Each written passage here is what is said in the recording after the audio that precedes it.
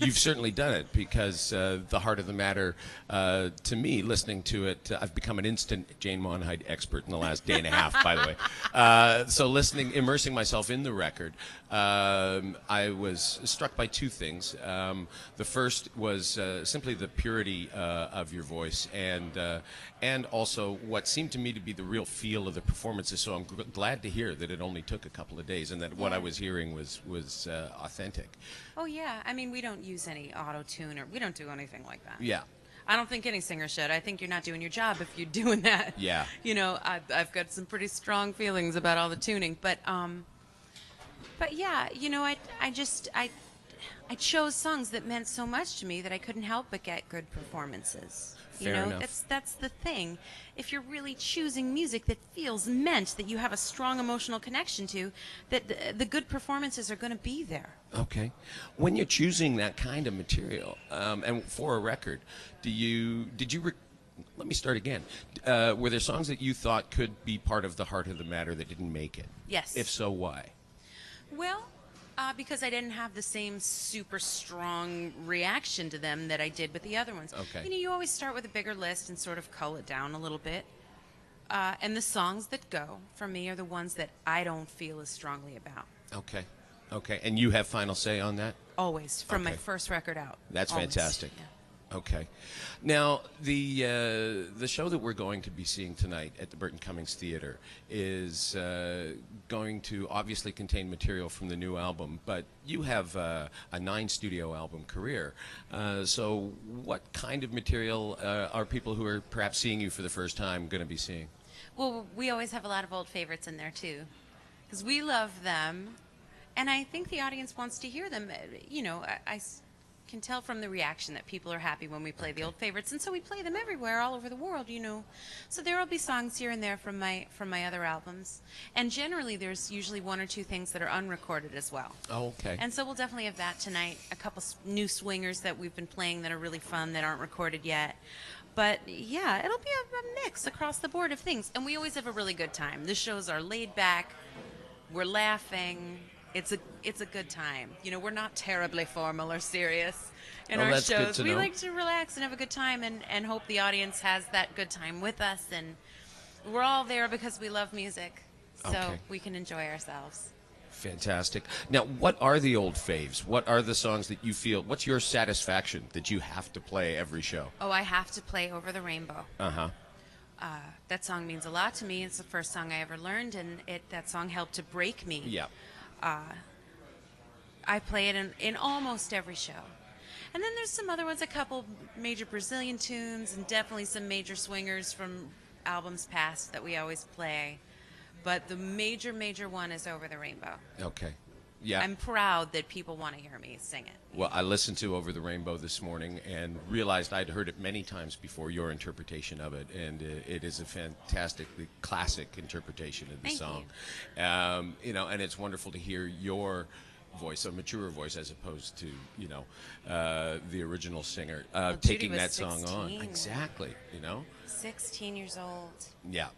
And that, and then your voice just brings more to it. And her voice still had that childlike timbre to it, and Yeah. yours didn't. No, when I recorded Over the Rainbow, I was 23. Yeah. So that's a big difference in those years. Yeah. I mean, it's only, 7 years, but a lot happens then. And, you know, I fell in love and got married in that time. You're just different, you know.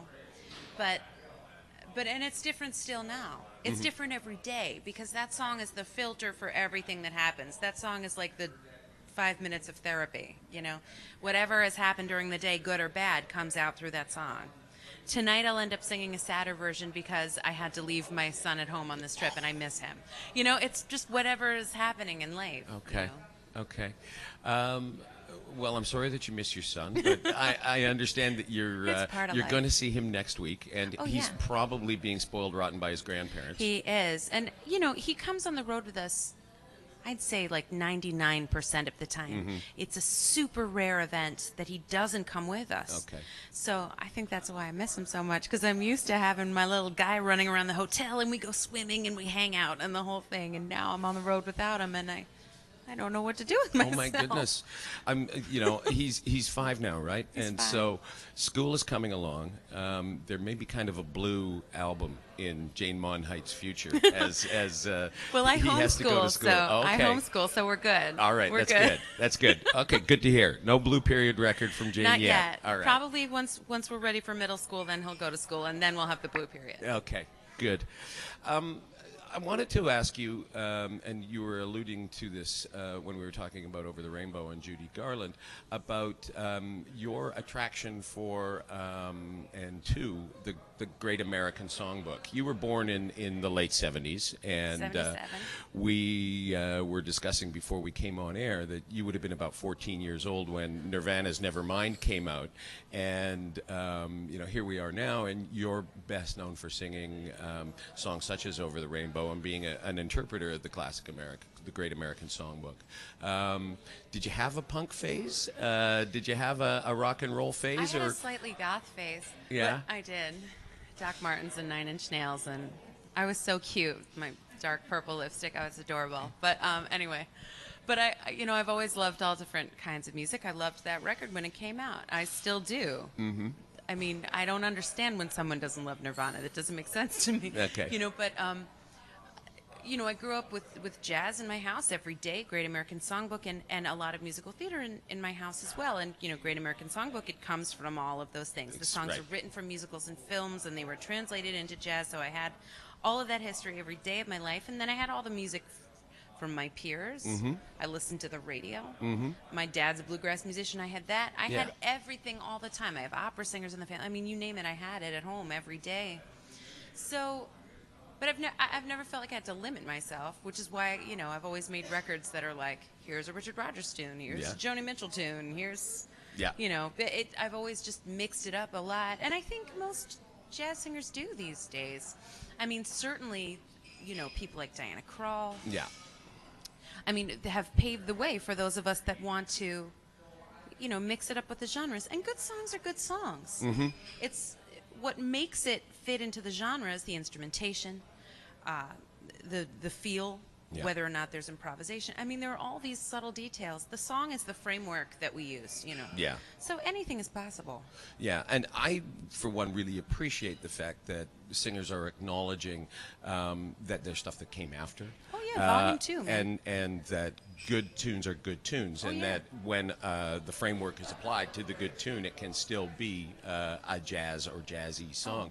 I remember, though, talking to Wynton Marsalis back when he was really, really preachy about being traditional, and he'd just gone through the sort of public spat with Branford over Branford doing the Tonight Show and stuff of that nature, and Wynton was adamant that you had to pay respect and heed to the traditions of the form in order to preserve the form, but you couldn't go outside the form.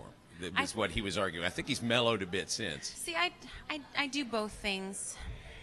I do both things.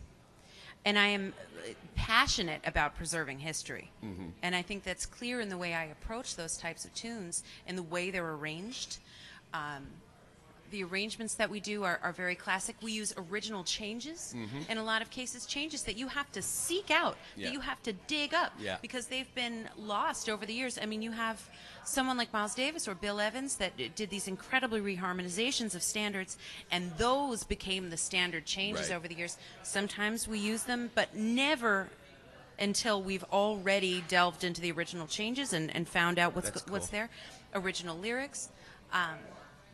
These things are very important to me, but I also think right next to it I can do a Beatles medley if I feel like it. You know what I mean? And I sing a lot of Yvonne Leens, who's a modern day songwriter. He's only about 70 years old or so. So and I sing some new songs now and then, usually by Larry Goldings. He's an incredible songwriter, and I sing a lot of his tunes.